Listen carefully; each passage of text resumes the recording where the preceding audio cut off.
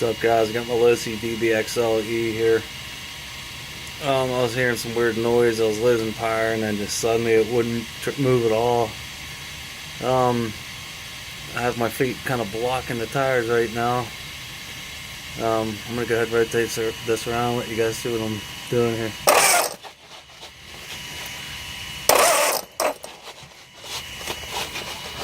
One second, let me get a better grip on it.